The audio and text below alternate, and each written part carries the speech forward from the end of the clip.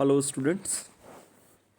So, till now we have completed our two chapters, which are electric potential and electric field.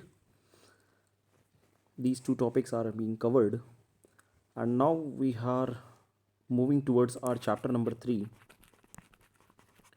that is current electricity. In our NCERT book, it is named as current electricity chapter.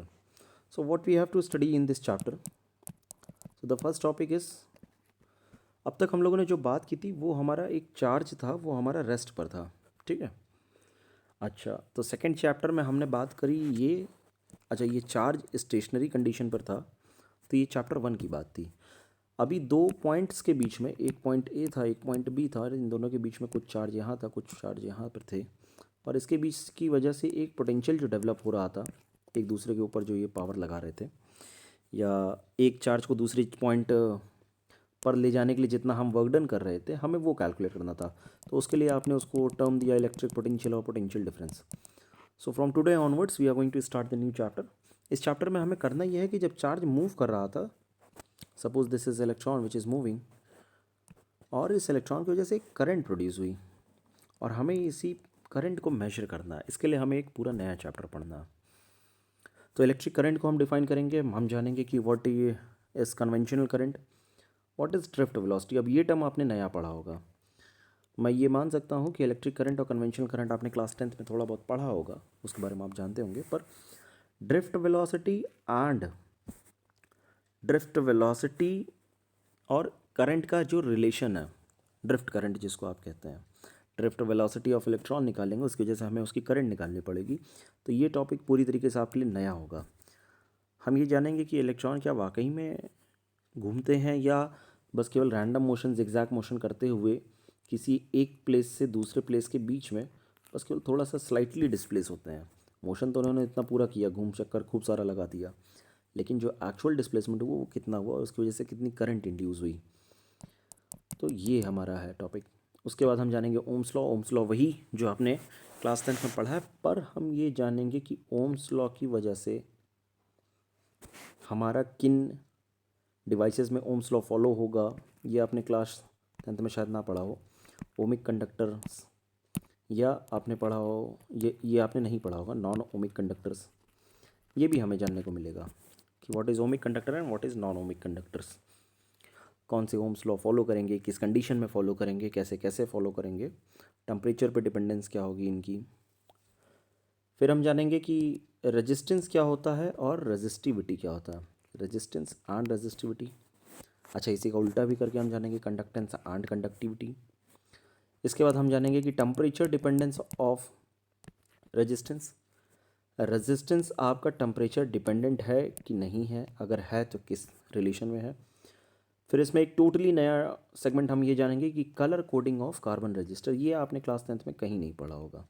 आपने class 10th में बस केवल इतना पढ़ा होगा कि ये आपका एक रजिस्टर होता है जिसमें आपकी करंट आई फ्लो कर रही होती है, ठीक है, ये आपने पढ़ा होगा, ये मैं मान सकता हूँ, लेकिन कलर कोडिंग आपने नहीं पढ़ी होगी। तो ये इंटरेस्टिंग है, काफ़ी मज़ेदार टॉपिक है। फिर series and parallel combination of register, ये भी आपने पढ़ा रखा है, तो इसमें कुछ ज़्यादा नहीं है, लेकिन इसके लेवल ऑफ क्वेश्चन डिफरेंट होंगे। लेवल ऑफ जो क्वेश्चन होगा वो थोड़े से अच्छे क्वेश्चंस होंगे, और उस पर आपको प्रैक्टिस करनी होगी। हर साल बोर्ड्स में कुछ ना कुछ आता रहता है। फिर हम जानेंगे ईएमएफ क्या होता है। आपने पोटेंशियल डिफरेंस जाना होगा, लेकिन पोटेंशियल डिफरेंस और ईएमएफ में क्या अंतर है, क्या डिफरेंस है, हम ये जानेंगे। Cell, internal resistance of cell, series and parallel combination. So this whole 12 topic का कॉम्बो जो आपको मिलेगा, ये चैप्टर नंबर 3 करंट इलेक्ट्रिसिटी में मिलेगा।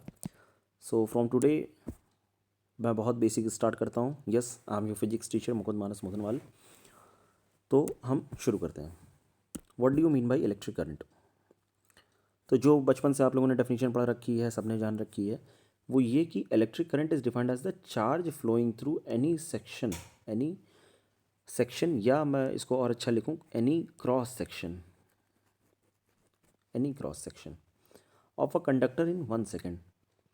बोले तो सिंपल सी लैंग्वेज में अगर मैं आपसे ये कह रहा हूँ कि अगर आपका ये कंडक्टर है, तो इसके किसी भी क्रॉस सेक्शन से, ये आपका क्रॉस सेक्शन हमने ले लिया, इस क्रॉस सेक्शन से जब आपने इसको देखा, ये आपने ऐसा कंडक्टर बनाया और ये कुछ ऐसा खुल के निकला। अब यहाँ से कितने इलेक्ट्रॉन पास कर रहे हैं? 4 इलेक्ट्रॉन पास कर रहे हैं या कितने इलेक्ट्रॉन पास कर रहे हैं? ठीक, ये जितने भी इलेक्ट्रॉन, ये पूरा बंच जो फॉलो कर रहा है पाथ को, जितने भी इलेक्ट्रॉन फ्लो कर रहे हैं, that is known as electric current इन चार्जेस की फ्लो की वजह से। वही चीज़ यहाँ पर लिखा हुआ, the electric current is defined as the charge flowing through any cross section of a conductor in 1 second. जो मैंने आपको एग्जांपल बनाया, इस क्रॉस सेक्शन से 1 सेकेंड में कितने नंबर ऑफ इलेक्ट्रॉन्स पास कर जा रहे हैं। अगर ज़्यादा कर जा रहे हैं दैट मीन्स आपकी करंट ज़्यादा है, अगर यही कम कर पा रहे हैं तो ये कम है। अच्छा, तो ये करंट हमारी अब दो क्वांटिटीज़ में डिफाइंड होगी, दो अलग अलग सेट में। एक आपने बचपन में जो पढ़ा हुआ, बचपन मतलब क्लास 10th में, that I is equals to Q by T. अगर आपका आई चार्ज आपका 1 कूलम का फ्लो किया इन टाइम 1 सेकेंड, तो आपकी जो करंट आई वो आई 1 कूलम पर सेकेंड, या जिसको आप कह रहे थे ampere. Okay, A 1 coulomb of charge flows through the any cross section in 1 second, तो आपने 1 एम्पियर की करंट फ्लो कर ली। अच्छा, ये बात थी कि आपने किसी एवरेज पर निकाला, किसी टाइम इंटरवल पर नहीं निकाला, एक फिक्स्ड टाइम पर नहीं निकाला इसको, या आपने एक एवरेज वैल्यू दी है कि सर इतने चार्जेस फ्लो कर जा रहा है। अगर इफ़ आई से कि what will be the amount of current in 3rd second, अगर मैं टाइम को तीसरे सेकंड पर कितना करंट फ्लो होगा, that means I am talking about a particular time, जिसको मैं कहूँगा इंस्टेंटेनियस करंट। दैट मीन्स किसी इंस्टेंट पर, suppose this 3 is equals to time 3 second पर, तीसरे सेकंड पर हमारी करंट कितनी फ्लो करी, मतलब I is equals to d q by d t. ये d q is the differential amount of charge flowing at that particular instant of time, और जो ये आपकी करंट आई, ये आपकी आई इंस्टेंटेनियस करंट। तो मेरे प्यारे बच्चों, यहाँ पर हमें दो बातें समझ में आई कि करंट जो हम लोगों ने आज तक पढ़ा था, एक्चुअल में वो करंट दो तरह की होती है। एक आपको एवरेज वैल्यू ऑफ करंट देता है और एक आपको इंस्टेंटेनियस करंट देता है। If I plot the graph, जैसे करंट भी आपकी, अब ये है दो अलग अलग चीज़ें, एक है डीसी करंट और दूसरी है एसी करंट। ये दो बातें हैं, डीसी एंड एसी। तो किसी पर्टिकुलर इंस्टेंट पे अगर मैं निकाल रहा हूँ करंट, वो मैं अभी आपको इस ग्राफ से दिखा देता हूँ। पर हमारी करंट जो दो प्रकार की है, अभी दिखाता हूँ मैं आपको। ये देखिए, अगर आपकी वैल्यू, किसी करंट का कर्व आपका, ये स्ट्रेट लाइन आपको दिया ब्लू कलर की, which is parallel to time axis, this T is denoting that this is time axis and this I is the current axis. अच्छा, तो मैं इससे ज़रा एक परपेंडिकुलर ड्रॉप करता हूँ, सपोज दिस इज़ 1 सेकेंड, तो 1 सेकेंड पे मेरे पास करंट की ये वैल्यू आई, 2 सेकेंड पर मेरे पास फिर यही वैल्यू है इस पर्टिकुलर इंस्टेंट यहाँ पर। अच्छा, time is equals to 3 second पर हमारे पास वैल्यू कितनी आई, वो हमारे पास ये आया। मतलब amount of current by the passage of time T is equals to 1 second, 2 second और 3 सेकेंड, ये हमेशा कांस्टेंट थी। जब कांस्टेंट थी तो आपको सेम वैल्यू मिल रही थी, that means it's a clear cut example of DC current. DC मतलब D stands for direct and C stands for current, as simple as that. मतलब ये सारी चीज़ें हटा दूँ मैं अगर, तो मैं आपको ये लिख के दे सकता हूँ कि that curve A in the I T graph is a steady current which is also known as DC current.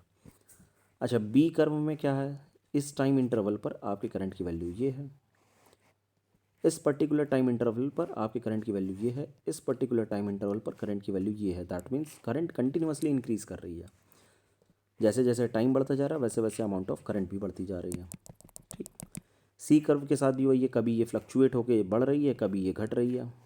अब यहाँ पे देखिए, इन दोनों एग्जाम्पल में यहाँ पर करंट की वैल्यू दूसरी है, यहाँ पर दूसरी है, मतलब ये इट इज़ कंटिन्यूसली इंक्रीजिंग। लेकिन इस पॉइंट ऑफ इंटरसेक्शन लाइन पे देखिए, यहाँ पर करंट की वैल्यू डिक्रीज़ भी कर जा रही है कभी bye the passage of time.